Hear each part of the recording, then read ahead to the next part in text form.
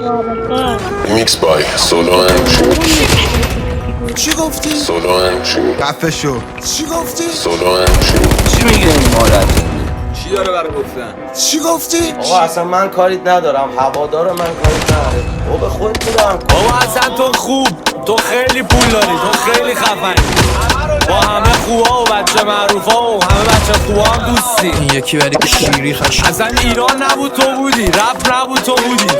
گاید ریمیکس. چونی من کمرم پاره تو همینجوری کس میدی فقط از خودت فکر کنی نمیتونم تو دهنم پاره در میزنم آلتم کنه رپ و هیپ هاپ واسه من پیزا جفتش خوردم گاییدم تریسان همینش که میکردم فیری یه خروس داشت رو تخمه مخ میری هم موقع تخمشی کردم فیری چند وقت پیش میکرد کلیز میری تخمش شکونه بودم با من ترم تو گفتم زیر پای بچه دارن هم دیگرم میکنم دیری اون یکی به اون یکی میرکسه بیریت اینا هم بیادبم هم دیری ولی خب تربیتشون هم کیریست رونالدو نگو من مالون براندو میکنم بدون کاندوم کماندو بپرست بدون سانسور خدا تو ماشالله همه پابلو اسکوبارو امروز سوزتون نیست چون زدی ملونه سوز که تو پیپ هاپ چشماتو به هرکی دوختی سوختی بیدوری دوستی ما این جایم حل میکنم آماده جنگ لبیز شد دکاسش سر تبدیل شد برام واژه تر سکیل شد شاید بازی بتر محلوی وسط بازی نکن زد دارم حتی از مدل بد زندگی رسه شیرین و تلخ بستم شهر رو کجا بده قبعی ساختیم کردن آباد تن مونده روی